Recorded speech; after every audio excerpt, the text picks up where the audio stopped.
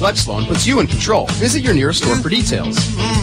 Shape a flex loan to fit your needs. Make your next loan a flex loan and set yourself free. Flex your money muscle at checking the cash. Some restrictions apply. See store for details. Yeah. Good Tuesday evening. We got a new show here on Whoop this starting tonight. We're going to be here every Tuesday night at 7 o'clock with some Mocs Insider football. Got Jeff Ellis here with me, and he's going to introduce the rest of his crew. That's right. And we're just going to jump in, start talking Mocs football. An hour. We go over a few minutes. I don't think there's anybody after that. So this is school today. We're going to start with the basics. Mocs UTC 101 today. All right. Well, I'm just going to let you have at it then. Well, first of all, first and foremost, we want to thank Whoop FM for letting us use their facilities and record here on the air. We're happy to be here. We hope we provide entertainment and information for you all season long, and we'll be at all the games. And if you're in the stands, we will find you. You wave at us, we'll get you an interview, and you'll be played right here on air. Again, I'm Jeff Ellis, and I worked for UTC for 5 seasons. It started out for me, I was a video coordinator. I started out as just a cameraman, and I thought, this is a job here. You know, I saw an advertisement for it. This will give me a little extra scholarship money. I can watch some football. It'll be kind of interesting. Had no idea that halfway through the first season, I was so hooked into UTC football. It became a passion, and every year I just couldn't wait to get back out there and do my part in film. So I am so happy to be able to support the Mocs, try to increase the fan base a little bit from the media side as well.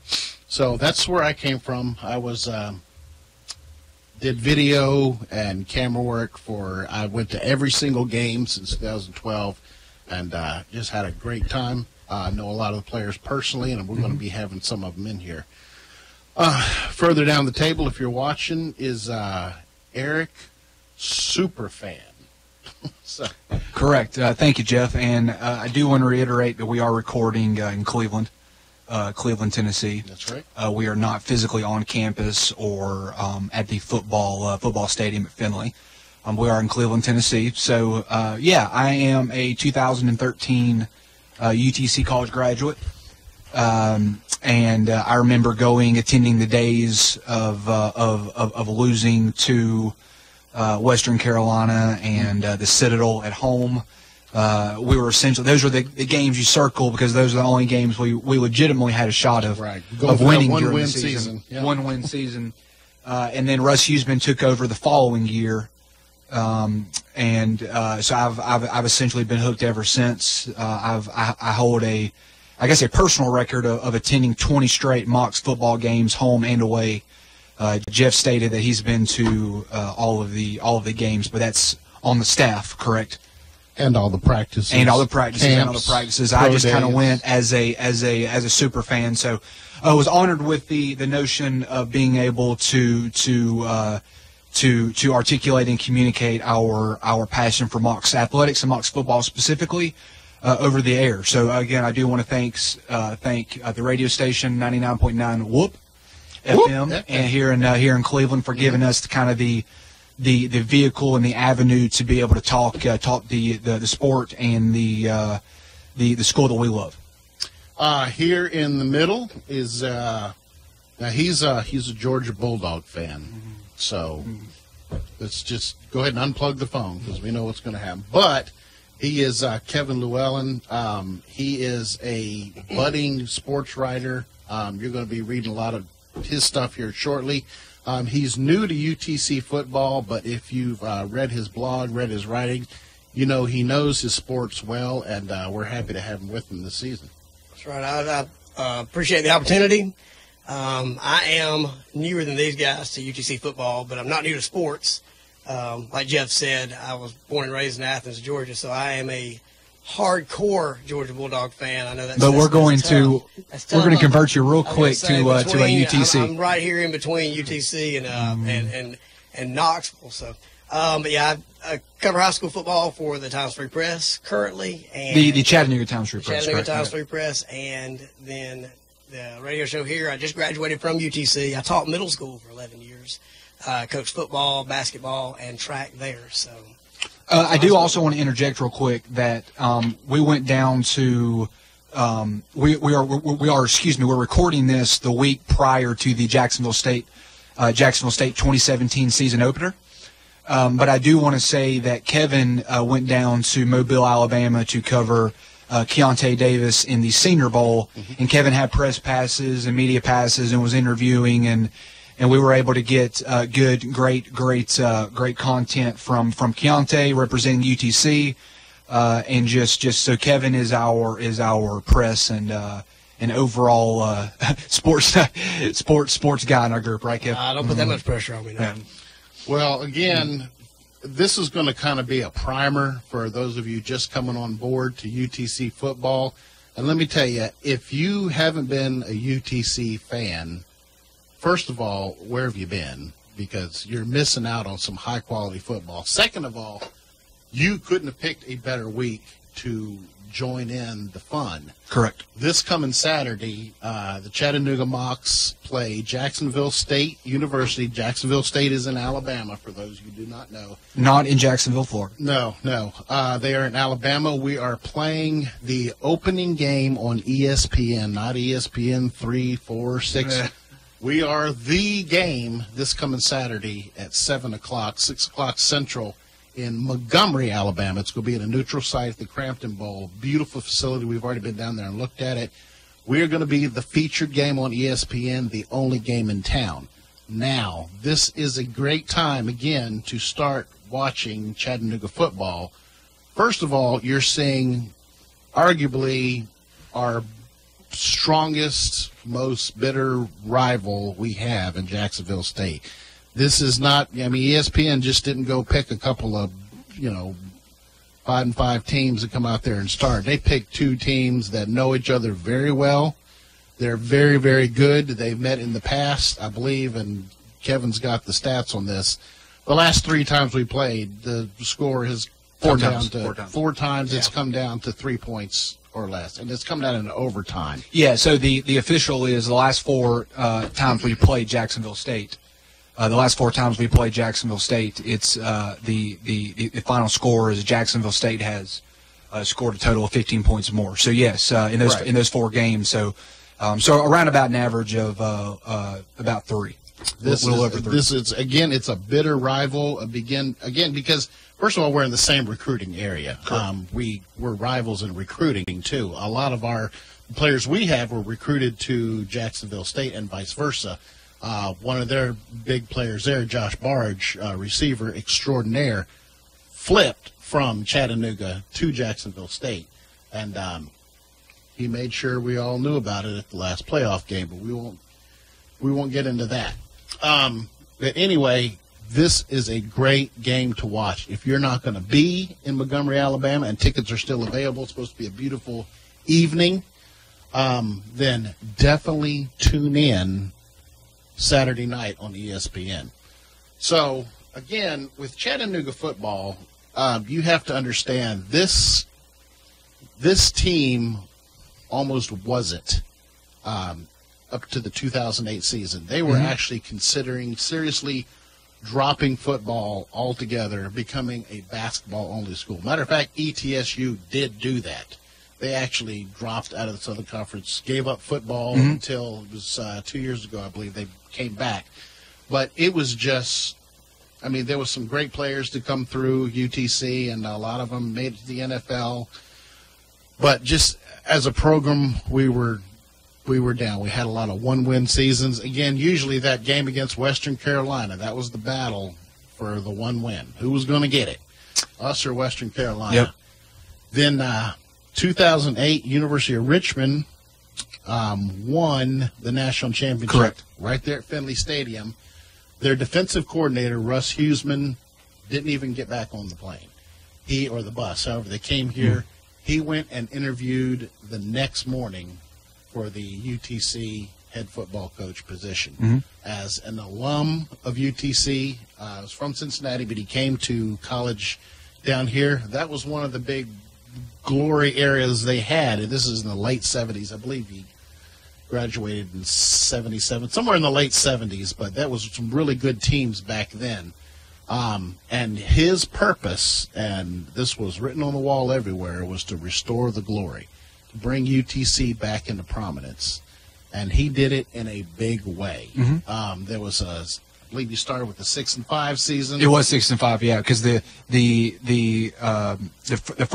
year of my first game, we won one game that season, and then his first year he won 6-5. 6-5, which was that was just epic in itself, just turning in a winning season. And they took a step back next year, 5-6, but then after that began a streak that we have been in the playoffs for 3 straight seasons. Is that correct?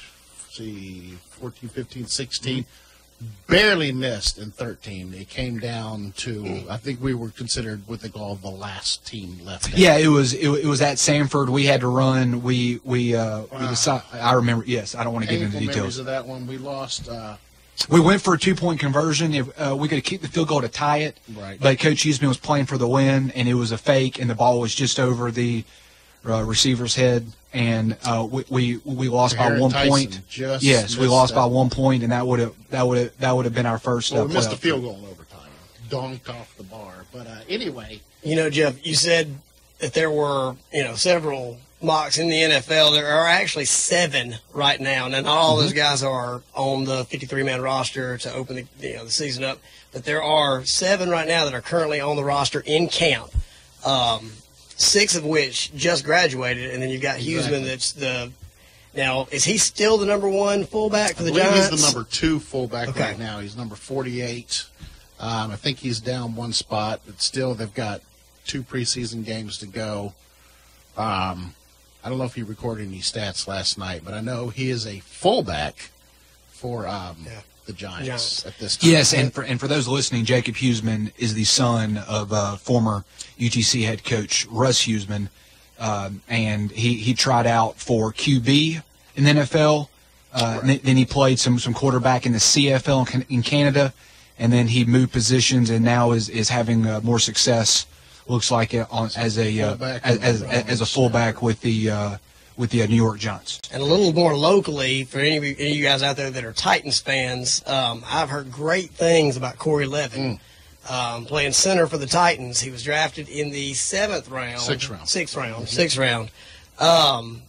And everything I've read so far, I mean, it not just a practice player, not just going to be, maybe hanging on to a practice squad spot. You're talking about a guy who's going to be playing on Sundays. So, and that is just up the road in Nashville. So yes, I've known well. Very smart player. When he starts talking offensive line protection, it was like me listening to Einstein talk about math. Like, what are you don't you just push people out of the way? Yeah. No, he was so intelligent and that's it's showing there with the Titans. But also let it be known that Corey was recruited by Russ Huseman as just give us a chance. Yeah. Just essentially buying hope. Right, that UTC did not have a lot to hold on to as far as recruiting at the time of recruiting Corey. Exactly. And now with player development and with a great strength and conditioning coach we had, and also with Coach Huseman, just philosophy of grinding it and the desire to win and just the overall fundamental and build the man, build the player. Right, Corey was able to get drafted in the NFL. And with Huseman, when he left, and I think those hardcore Mocs fans will know, we thought, well, that was fun. That was good while it lasted. There goes the glory days. We'll always have 2014, 15, and 16. But, and then, I guess everyone is probably like me when we heard that the Mocs had hired a new football coach named Tom Arth. Your first question, who or what? What's an Arth? I mean, no one had ever heard of him coming out of Division III. Had great success at John Carroll University, but the moments, and we were there when he did his introductory press conference, listening to him talk, immediately any doubt before he had even stepped on the grass, everyone thought, we got a real winner here. We've got a I was ready to run through a wall. I don't know about you. But Yeah, we went I was to- pretty much yeah. ready to, you know. Oh, yeah. I was ready to suit up myself. All 5'7", 130 pounds. Myself, Kevin, and Jeff, we went to the recruiting day event in February, where Coach Tom Arth was essentially introduced to more of the alumni and fans as a new head coach, replacing Coach Russ Huseman, who's now the head coach in Richmond, head football coach in Richmond. But I think we all agreed or had the same sentiment. We were just ready to strap on and run through a wall. This guy, just as far as his vocal, his presence in the room, you bought what he was saying, and like you said, they hadn't even got on the football field yet. Right. Then after watching him, I worked with the Mocs through spring, and watching him on field, listening to him coach, listening to him talk to players, then I started thinking, how long can we hold on to him before he gets snatched up by an SEC school or perhaps even the NFL? Already some of his staff that he brought with him have already been pulled in the NFL. Matter of fact, the defensive coordinator, I believe, what was it, 3 days later, he was with the Bears. Yep, it was the Bears. Wasn't an outside linebackers coach? He's with the Patriots now. Yep. Bill Belichick himself was at the office. Took DeMarcus Covington with him. So the coaches he had, not only is he had, now this is a really, really young staff. When I was there, I was by far the old man in the room at all times. It's a very young staff, but they're so dynamic, and listening to meetings, you're just ready to go smash your head through a wall. I mean, these are very, very knowledgeable people.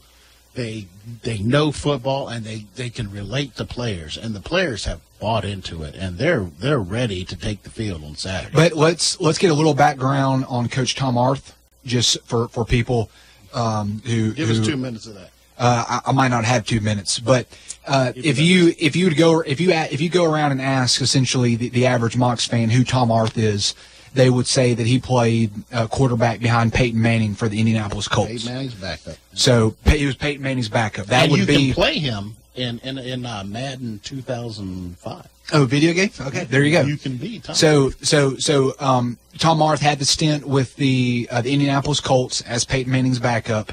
And then he went on to had a stint somewhere, and then his most recent experience came at Division III John Carroll, and his record there 40-8. 40-8. 40-8 was his record. I believe he lost essentially 2 games a year. Yeah. So he was able to, and wasn't he like some sort of like the OAC Coach of the Year or something? Yeah. You can They're high accolades, very high accolades. I think he was Coach of the Year for Division III. I believe. I could be wrong with that, but let me tell you, he's going to be somebody. You need to meet him and shake his hand one time, because one day you're going to say, I knew that guy. Yeah. And see, that's kind of the trademark of our now ex-athletic director, David Blackburn. He was find those people. He was able to find, maybe except for our respectively our women's basketball coach, but these young up-and-coming coaches, he was an eye for talent. Will be the word. So Matt McCall of basketball came and went. We had success under him.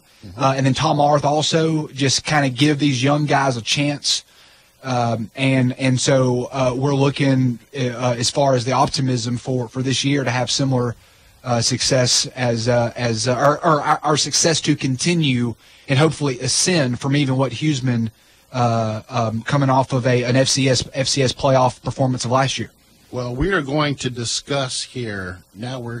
You're caught up. That's your end of class for history right there.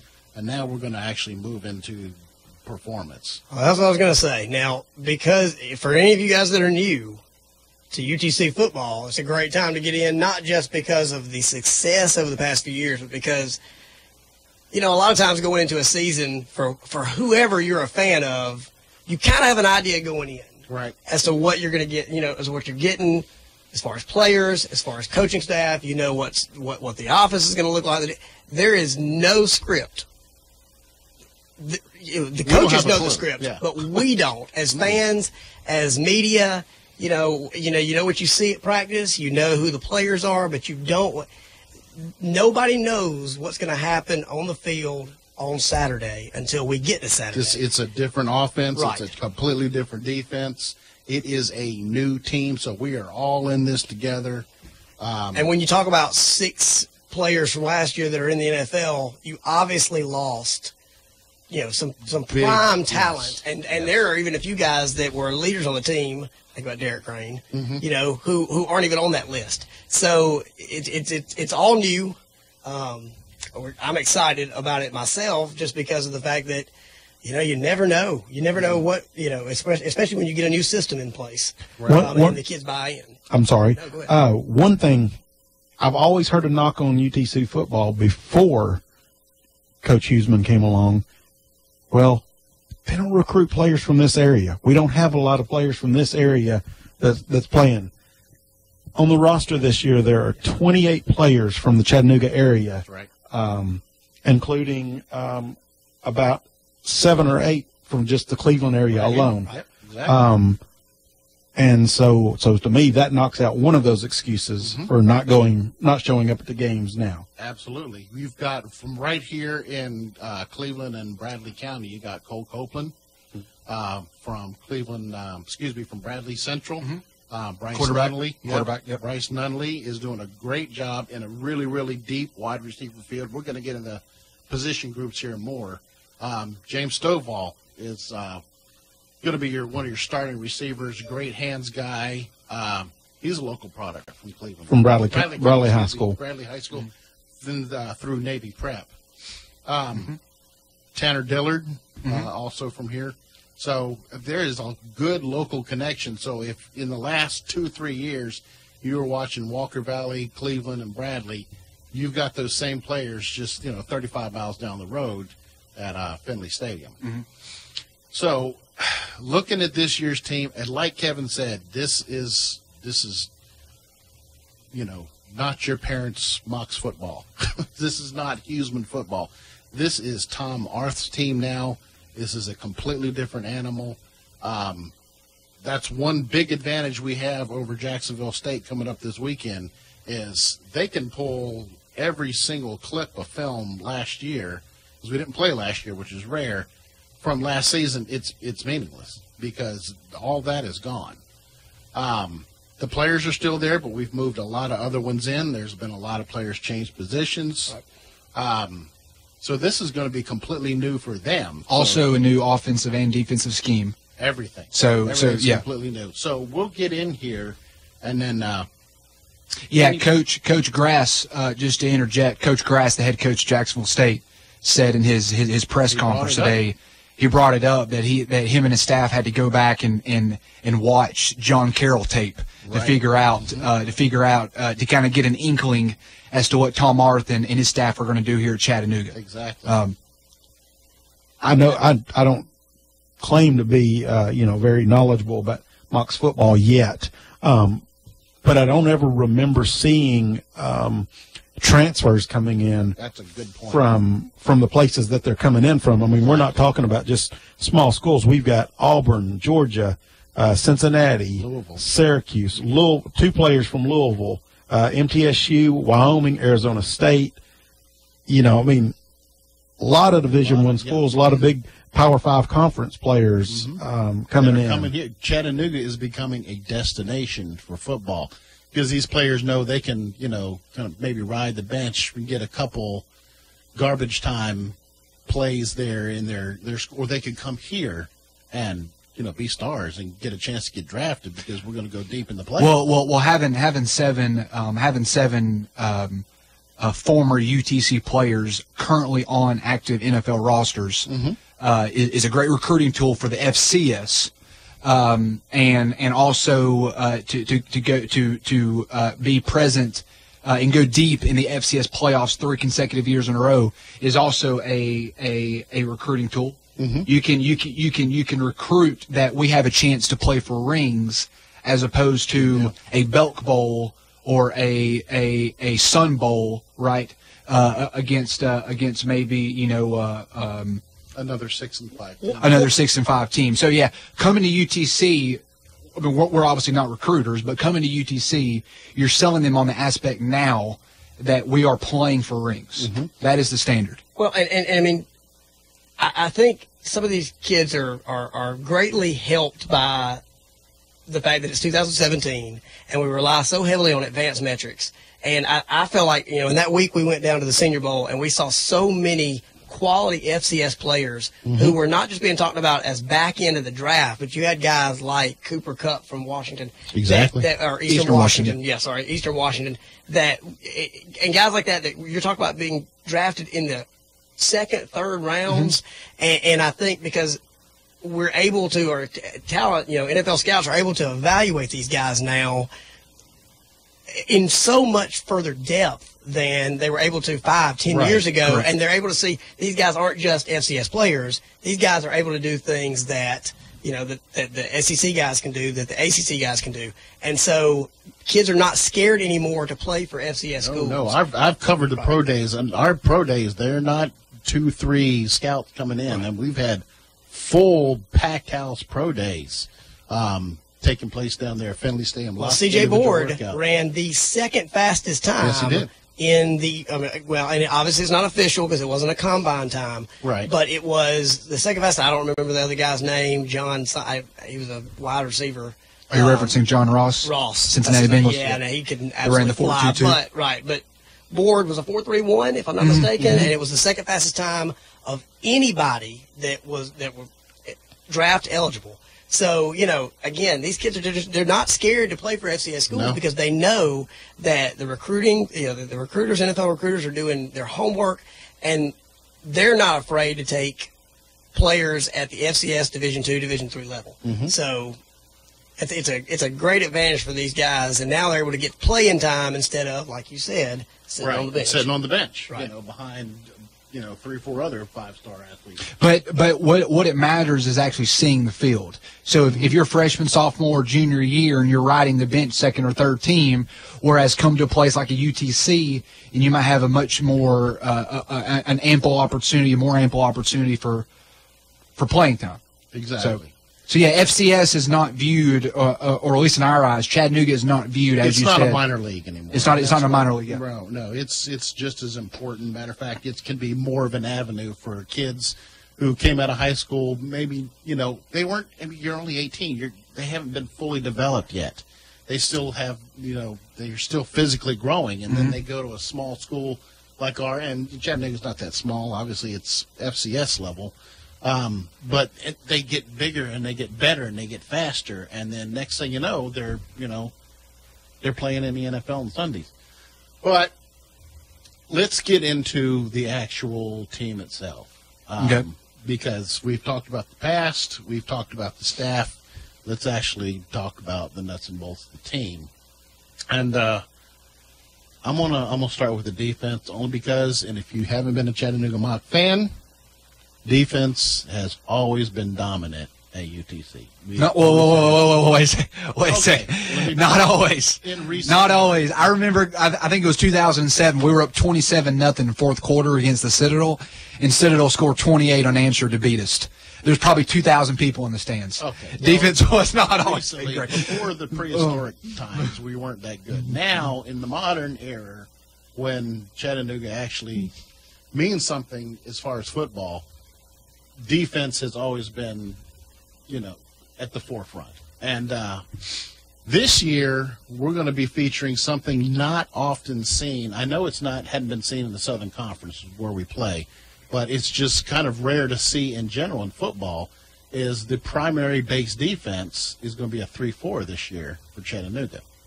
And that's going to start up front with 3 very, very good linemen. You've got Taylor Reynolds, you've got Isaiah Mack, and you've got Derek Mahaffey. who is from junior college transfer. Derek Mahaffey, he's going to have a breakout season. I mean, he really came on at the end of last year.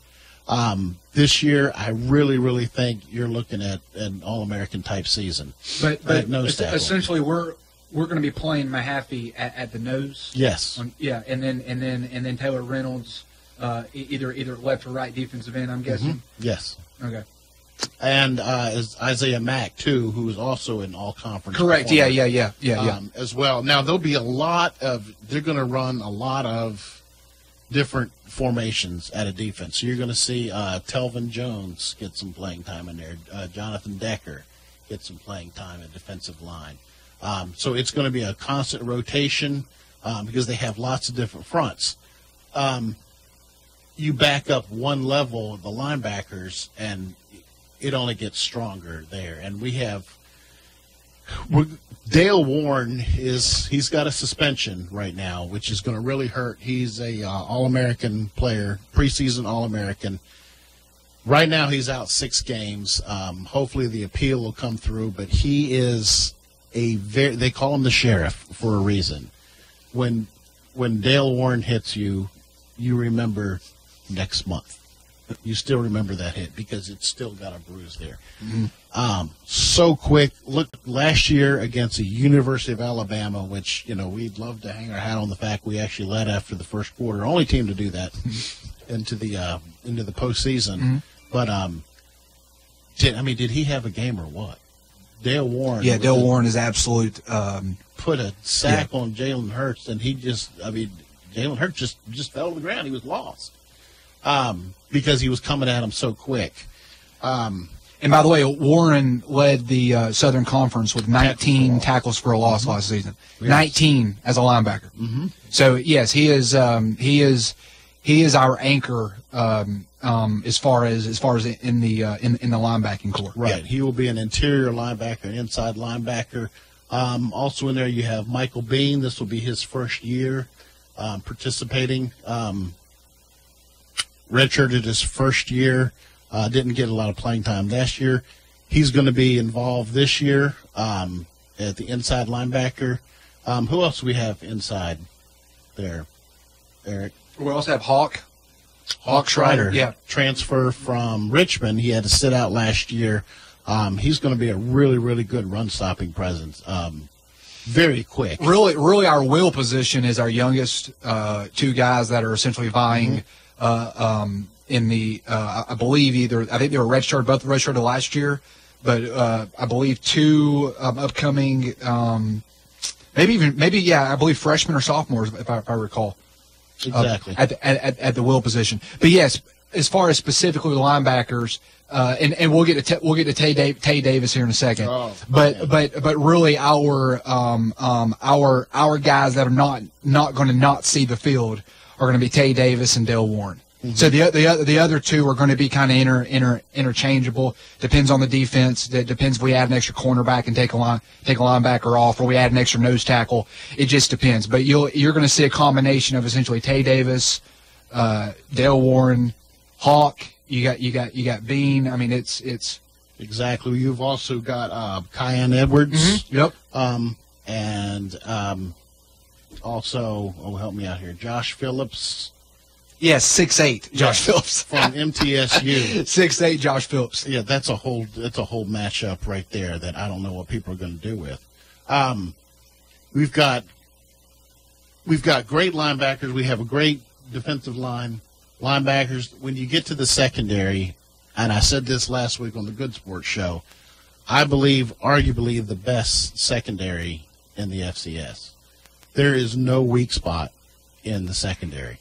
With C.J. Fritz and Trevor Wright at corner. Then you've got Lucas Webb, mm-hmm.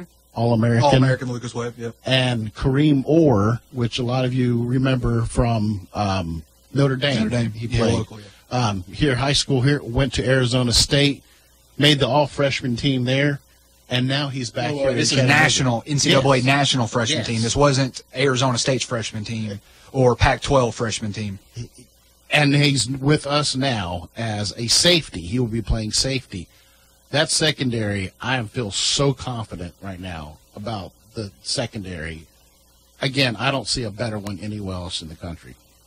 You could almost argue that between Trevor Wright, Kareem Moore, and Lucas Webb, and then you mix in Tavon Lawson or KJ Roper or Jarrell Lawson, you can almost argue that we would have between those that group, and also including Trevor Wright and CJ Fritz, that one would be hard to say that that's not a more formidable group than maybe some even Conference USA squads. Absolutely. Or even I mean, just some of maybe more of the I guess maybe even I would say Conference USA would probably be an accurate kind of synonymous portrayal as far as talent from all those positions from safety and quarterback. Well, this is also the position group you're going to get those moments from, because when they hit somebody, they're down, they're tackled, and you can hear it up in the stands. I mean, we're talking some major hitters there. It's going to get to the point in the season where receivers that have to go across the center of the field are going to get those alligator arms just from watching film. Well, that was something that I picked up from just listening to Arth talk, both in the recruiting session and anytime I've heard him talk, was that, in the secondary, we're looking for guys who can not only fly to the ball, make plays, pick the ball off, but who can come up and help out in the run and can make tackles. And I think it helps, especially in a 3-4 defense, when you're looking at, and when you get away from the base defense and you've got a nickel package and you've got 5, DBs back there, you've got guys who can come up and can stop the run. And it's going to be extremely imperative this weekend, because we're going to need to stop the run against Jacksonville State. We're going to get into so that and against other teams we got, obviously in the SoCon, you got the Citadel, but teams that are going to rely heavily on the run. So it just seems to me 3 triple option teams, right? And we'll get into SoCon as well, especially as the season goes on. But continue. No, I was just, that's something that I've been, I've seen in the few practices that we've been to, and everything everything I've heard is just that we're looking for a complete player in the defensive backfield, and not just guys who can defend, play pass defense. Yeah, and I do want to interject, and kind of going back to what I said about the Conference USA comparison. I might have even slighted them there. I mean, one you could even make an argue that maybe some of, respectively, there might be some lower tier ACC teams that our defensive secondary would be reminiscent to or synonymous with. But if you look at guys like Rashawn Freeman from Ottawa. Remember, I believe he was a 2-star prospect, and then you had Jarrell Lawson, who's a 3-star prospect, and then you go back to Notre Dame guy Orr, right? So UTC is getting starred players. When has star in UTC ever been synonymous as far as recruiting? And we're also getting, like with Orr, All-American transfer. Absolutely. NCAA All-American, not Arizona All-American. Like Tommy was saying, we're getting all kinds of really good players who are migrating here to Chattanooga. But I'm going to go ahead out on a limb and say, mark it down, that we're going to lead the league this year in forced fumbles and turnovers. You think so? Just from that the contact that they can initiate. Which I like, because let's just be honest. The teams that you see on Saturday that are the teams that end up playing for the titles, the teams that, even in your FBS, the teams that are the most successful are the teams that can turn the ball over. Because you can always give up yards. You can always give up yards if you can get the other team to give you the football 3, 4, 5 times a game. You're going to win the football game. You're going to end up with short fields. Yep. And I do want to interject, since you made a bold prediction. I'll make a bold prediction. I will say the UTC defensive lineman Isaiah Mack will have, I'll go with 12.5 sacks this season. He had 4 sacks in the postseason last year. Yes. Postseason. Yes. 4. He really came. So I will go with I'll go with Eric's UTC. Eric's Mocs Insiders prediction. I'll go Isaiah Mack, 12.5 sacks for 2017. Okay, we're going to write that down somewhere, and we're going to hold him to that. My prediction was a little bit easier to hold on to, but we're going to keep that one. And let me, the only thing I want to say is because I was not as aware of this as you guys were. When you guys talk about talent, you talk about 2-star and 3-star talent. I grew up in Athens, Georgia, where it's SEC country. I know a lot of our listeners have grown up here where it's, UT football. And you think, when you look at recruiting, you think of 4- and 5-star prospects. I want to make sure that you understand the comparison between that at UTC and in most FCS schools. Yes. A 3-star prospect is equivalent to what amounts to a 4-star prospect. And in some cases a 5-star at the FBS level. So when we talk about guys, being studs, and we say they're 2, 3, or maybe even 4-star, make sure that because it took me a while. In fact, I had to ask that question when we were, earlier in the year, as far as how to be able to compare the two, because this is SEC country, and we're trying to move the needle a little bit towards UTC, but just so that you understand and you don't think, 2-star, that's a. But yes, in 07, the real quick rewind button. In 07, 08, we weren't able to recruit star athletes. They would go elsewhere. And now we're able to get top-of-the-line FCS talent, guys with 2, 3 stars, get transfers in, All-American transfers that have a playing experience. And that when you put out a top 25 team, let's just say a top 15 team several years in a row, correct, that's going to happen. Yep. So this is a trend we need to keep going. We need to flip over the offense. Yeah. Go ahead. No, all only thing else I was going to say is I'm a Georgia boy, and you said Isaiah Mack, and that name may not ring, may not. A lot of these guys here may not know that name, but if you are listening in the Northwest Georgia area, he went to Northwest High School down in Tunnel Hill, which is about 5 miles from my house. So if you're on the not the Bradley County or the Hamilton County side, but down in Georgia, that should be a name that you know. Yes. Actually, I remember I used to work study hall for the Mocs, and I remember when he was his freshman year, him telling me, "You just watch. I'm going to start, and I'm going to make all conference." And I thought, good boy. I like that attitude. And here he is. Flipping over the offense. Maybe a lot more questions here, but we will start. The quarterback position we feel good about. We feel really good about. We have we're very deep in the quarterback. We have a transfer from Mississippi State in Nick Tiano, but former Chattanooga Baylor player. Yes, and so a lot of people around here know him.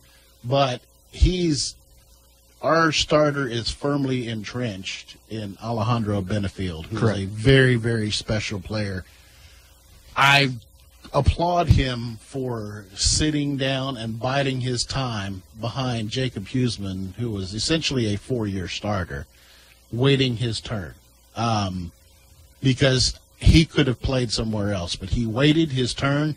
He learned. He got better at practice, and his moment that came last year, and he really shone. But I think the maturity level has only increased. The leadership has increased even more. This is his team.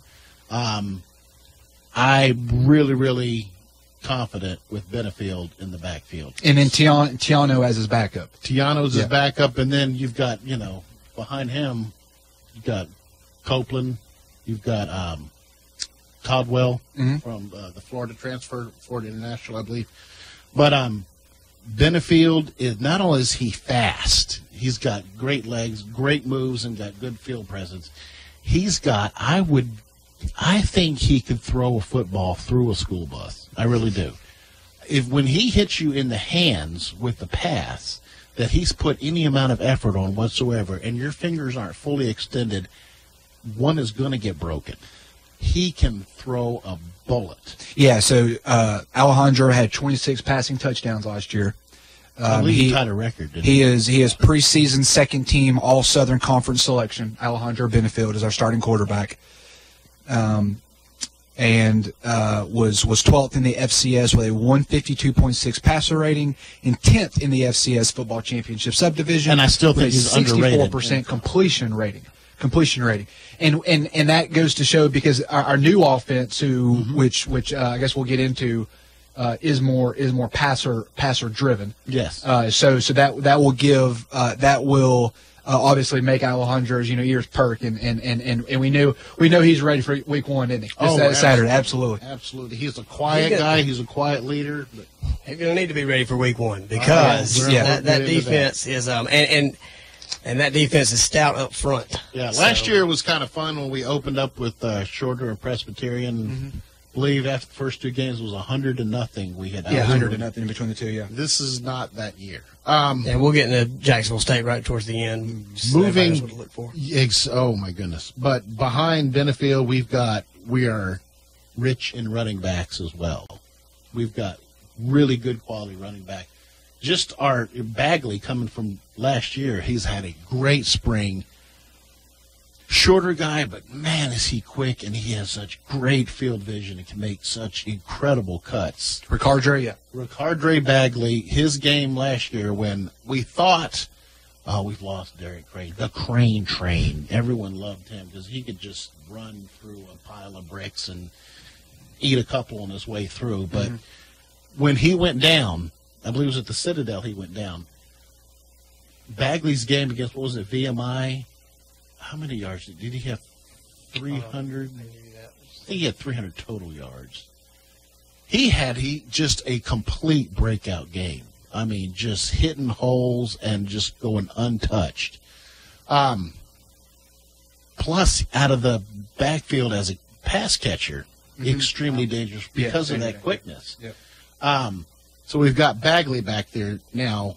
A surprise came with the transfer of Daryl Bridges. Yeah, I think that's from Presbyterian. huge. It was a huge. Yes.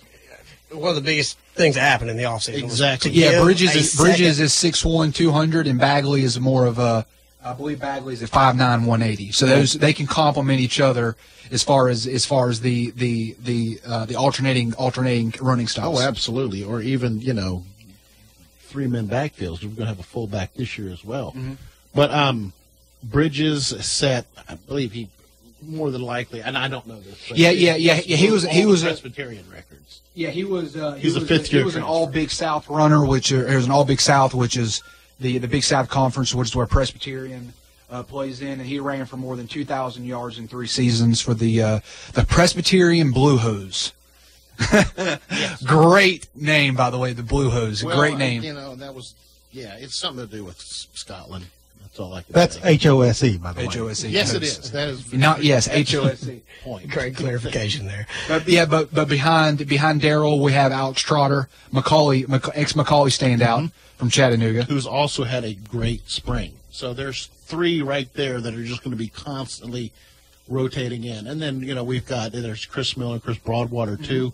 Broadwater probably get redshirted this year, but former 2-star prospect Broadwater. Yep. Well, and you can throw Benefield in there too. Because I know we talked about him as a quarterback, but I mean, that's an additional weapon there in the running game that is as equal to, if not better than, at times, depending on what the defense is doing with Bagley and Bridges. So, I mean, it's always nice. It's always nice when you've got a dual threat quarterback. And there were several times last year where they rolled out Benefield to a wide receiver position or in the slot. Yeah. And they might do that more this year because of the potence of Tiano as backup. They may I'm just talking out loud here, but they may, like, especially against Jacksonville State where we may see some kind of trickeration, different kind of formations on the offensive side. I mean, strategic. We legitimately may see. We legitimately may see. We legitimately may see Benefield as a receiver on several formations. That's a great thought. Under Huseman, he was in there as well. And that's a great thought. I am really eager to see how Coach Arth and his staff use Nick Tiano, because you rarely get a quarterback of that quality from an SEC school. Yeah, former 3-star from Baylor to Mississippi State. And then say, hey, you're our backup. Right. And so I think it affords him the opportunity, Coach Arth and the staff, and the opportunity to do some things that I think will be fun. I think will be things that you cannot practice for, and I'm eager to see how that works out. Well, just rewinding a little bit, back when Jacob Huseman was here, I can think of 2 I mean, the last game we played against Jacksonville State, we had Benefield line up and throw the pass to Jacob. Yeah, Jacob scored a touchdown. Yep, against Jacksonville State. Scored a touchdown. Before that, the Citadel game, when it was at home, Huseman to Benefield, 75 yards to Borashati. Yep. First play of the game. Yep. So, well, and we'd also great reasons to keep that going with Keanu. And we'd all like to say that there will be no injuries this year, no major. And I'm not even talking about like season-ending injuries because we don't want to go to that point. But I mean, just in-game, banged up, can't go. It's so nice to know because there are so many teams out there at every level, even to the NFL, where if their starting quarterback goes down, the team is shot. Right. And so it's a great feeling to know that you've got two guys that have experience and a host of guys behind them that will gain the experience as time goes on. But at least those two guys. Yeah, our fifth string running back on the depth chart is a 2-star prospect, Chris Broadwater. That shows you just kind of the talent upgrade we've had at UTC in the last, I'll go 7 to 9 years. But that was unheard of in 2007, 2008, respectively. But we have, if we're talking about the running game, we got to get to the offensive line. And that's the one that we put it off as long as we can. The biggest, and not to knock any of those guys, but there was so much turnover that they lost on the offensive line. Such, I mean, and not just turnover, but I mean, good quality 3-year starters. More so than any other position on the football team. Exactly. Specifically, the aforementioned 411. Now with the Titans. Now with the Titans. We lost Hunter Townsend. He graduated, decided not to play his last year of eligibility. He was a tackle. Also Jacob Revis. Yeah, Revis. Also graduated, decided not to use his last year of eligibility. And then the loss of a potential, someone who was more than likely going to start, to lost for disciplinary reasons with Kennington Cadwell. Mm-hmm. So we've lost Kennington Cadwell, really, really a good core of extremely talented people off the offensive line. And if you know football, you know everything goes to the offensive line. We do have, from the University of Georgia, Josh Cardiello as our center this year, ranked at one. Quick golf clap for our compatriot here, Kevin. I had to get some. But again, at the time when he was recruited by Georgia, he was considered, I believe, 5th best center prospect. Yeah, in the nation. Yep. Yes. He takes over as center. He's 3-year starter here.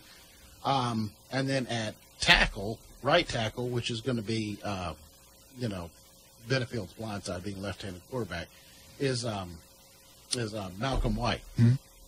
Malky, as he's known as. But 6'6", 305, baby. And he is a trunk. Yes, he is. And this is just his sophomore year. Yeah, he was a SoCon. I've got it right here, SoCon all-freshman team. Well, go ahead and leave a space there for All-American because he's going to be. Yes, he's going to be the next big thing. He will be. Not only is he an extremely intelligent player and a great young man, someone you'd want your kids around if you were bringing a new recruit to a football team. He's also extremely talented. Let's throw that in there. Mm-hmm. So that right there, all hope is not lost. And not to say that, the guys we have in here going to take these positions aren't bad, but we just lost so much talent. And so talent, and I think, the offensive line always gets a bad rap for being the meat. Mm-hmm. But at this level, the intelligence of the offensive lineman has to trump a lot of the guys on the field because it's not just feel. It's about knowing what. So when you lose seniors, you don't just lose experience. You lose guys that have done it and not just done it, but done it together. And I think that's one thing is so underrated is just the idea that these guys have not had time to gel yet. And so we'll start to see that, as the season progresses. But it may take some time, and that's okay, to see these guys not just be able to play football as individuals, but be able to play it as a unit. As a unit, that's an excellent point. And also, don't forget McClendon Curtis, 3-star out of Chattanooga Central here in Chattanooga. He's a big man. 6'8", 320 freshman, 3-star McClendon Curtis. So look for him and Malcolm White to anchor both sides of the line, left and right. Left and right respectively. And also we had Mocs had four freshmen who were redshirted last year in the offensive line position.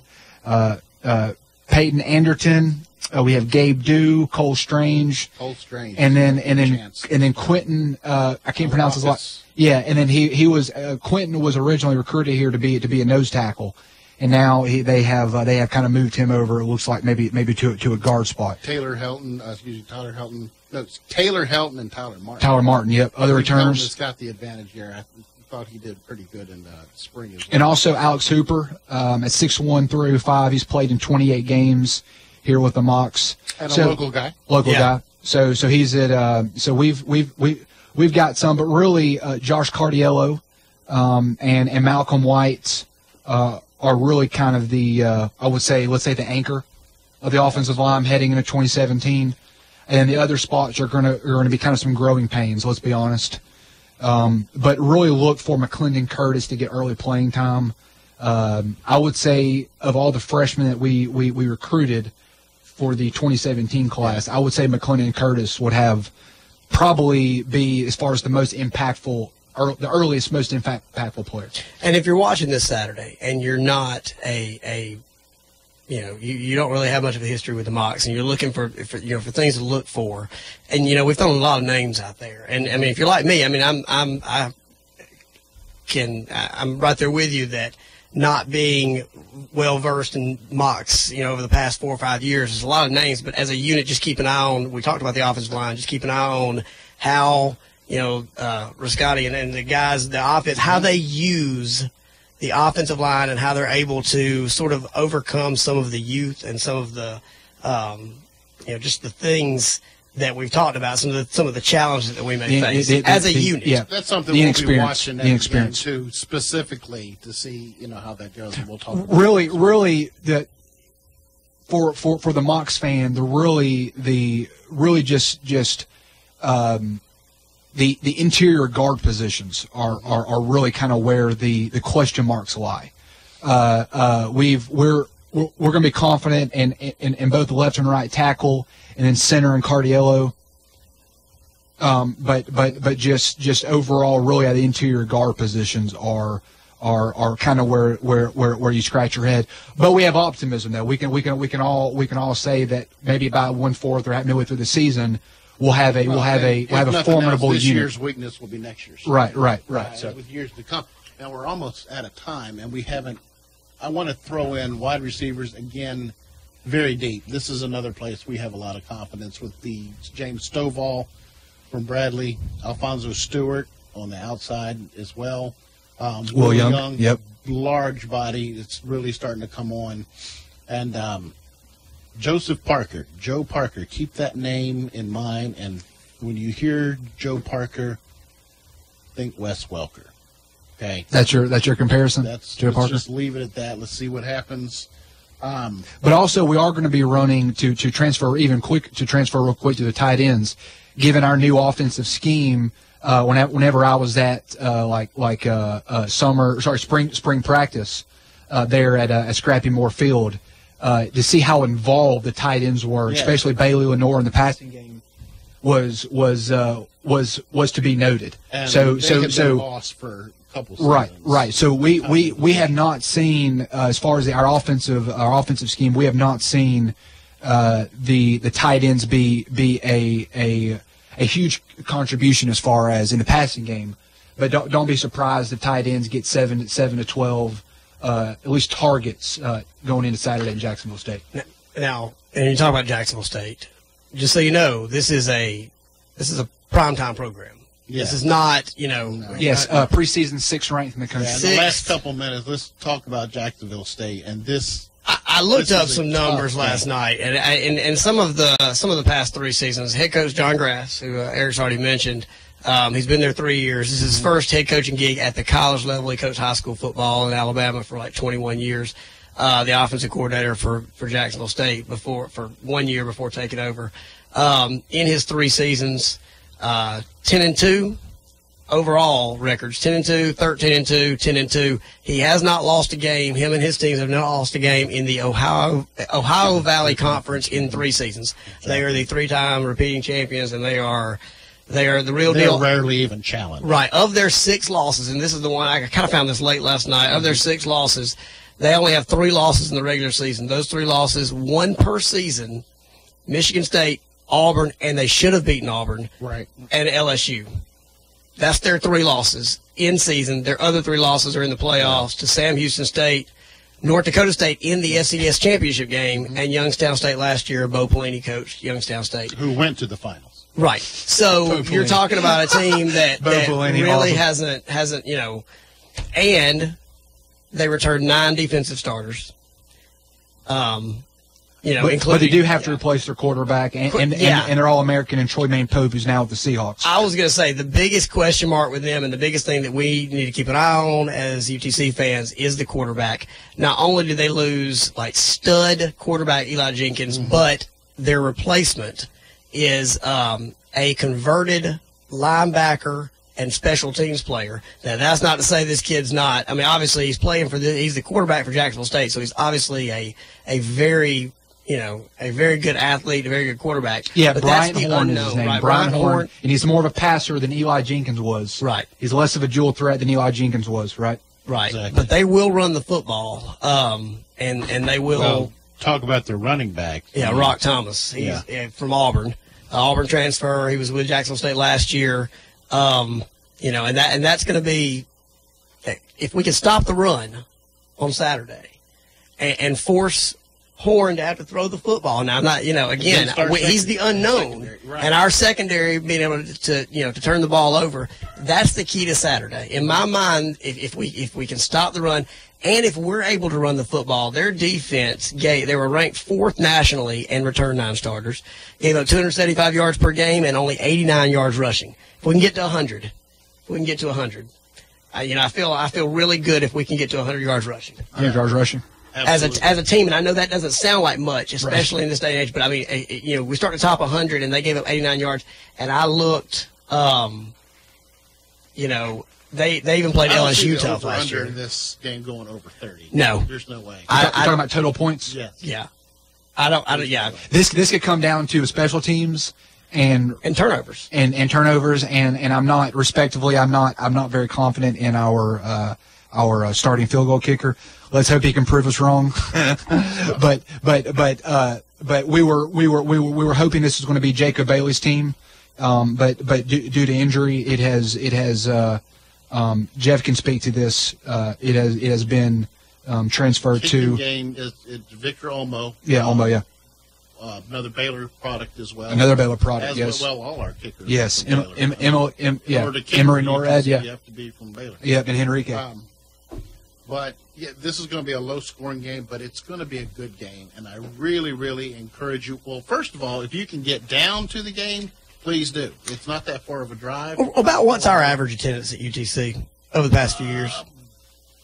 Right at 10,000. Okay, because Jacksonville State's averaging about 20. So if you can get down to the game, it would greatly help to sway the numbers there, because it's probably going to be a heavily attended game for Jacksonville State. It's already in Alabama in the first place. Right. They do have, and if they bring their band, that's worth the price of admission right there. Correct, Jacksonville State band. If I can give Jacksonville State any credit, it would be their Is band. unbelievable. But anyway, Tommy, is there any? Just looking over the schedule here, if we can get past Jacksonville State, we got a week off, and then we got a breather in LSU. Absolute, that is. Before we get into the Southern Conference schedule. Right. One thing I do notice, you can watch all 11 games on television. Excellent. You got the first game on ESPN. The next game is going to be on the SEC alternate channel against LSU, and then the rest of the games, all 9, will be found on ESPN3. Correct. And I think GoMocs.com, I think you can stream them all there. Yeah, there's a couple networks that. So, But yes. As far as accessibility to follow, if you can't physically attend the game, as far as accessibility, this is at an all-time high for Mocs football. Right. Absolutely. Yep. And yeah, I was just going to say, so for me as a fan, I when I get involved in a team, I get involved in a team. I want to see them on the road and Absolutely, yeah. That ability is there this year. You've got some really good home games in UT Martin, Western Carolina, Furman, the Citadel, and ETSU. Got some road trips, LSU.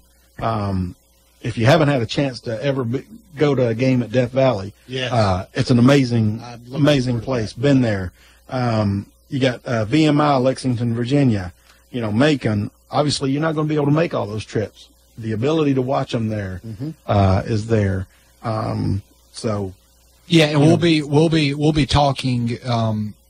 We'll be breaking down the game. We'll be in the press rooms with the coaches after the games. We'll be getting player interviews, as Jeff has stated earlier. We're going to be getting fan interviews, just immediate insight. So this show is only going to ascend as far as content and narrative. But yes, really looking forward to getting down to Montgomery, Alabama this Saturday. What's the date? Is it the 26th this Saturday? Yes. 26. 7 o'clock Eastern, 6 o'clock Central against number 6th ranked Jacksonville State. Yeah. And I think that, and we talked about it off the air, but I think that it needs to be mentioned. There was a little bit of UTC news today. We have an athletic director. Right. Yes, we do. We've lost David Blackburn. And we now have a former Penn State administrator in Mark Wharton. Very impressive resume. To come from Penn State to Chattanooga says this is, again, I reiterate, Chattanooga's becoming a football destination. And we do have an athletic director. If you watch on GoMocs.com, Coach Arth's press conference he did, he talks about how impressed he was just talking with Mark Wharton, and along with everybody he introduced him to. Everyone just came away with a really good impression. So now we have an athletic director. The pieces are there. Let's go out and let's have a and so season, go to the playoff national championship. Can I give us a shout out real quick on our social media platforms? Please do. So we have a Facebook group called Mocs Football Insiders. We have an active Twitter feed, which Kevin will be essentially giving us all the good details, post game coverage, live in game notes. Kevin will be in the press box at each and every game.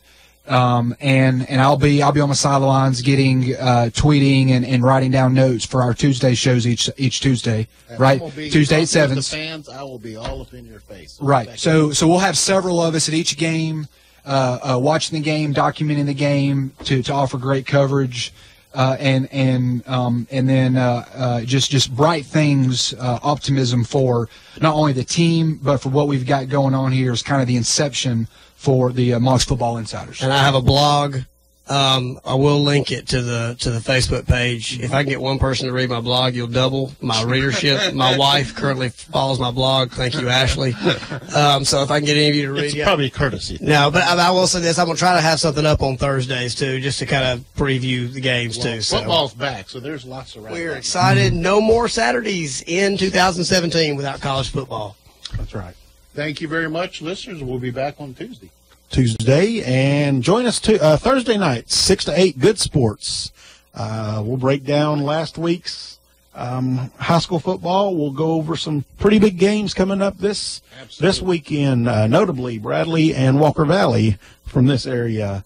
We'll talk about Cleveland's big win. So join us then, and then of course Saturdays, always Old Town Cleveland. Ron Moore and Debbie Moore have a great show for you. A lot of good things on Whoop FM here.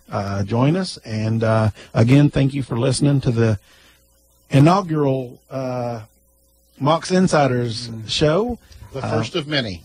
First of many. So go Mocs, go Bears, Mustangs, and Raiders. So thanks again. We'll see you soon. All right. Good night.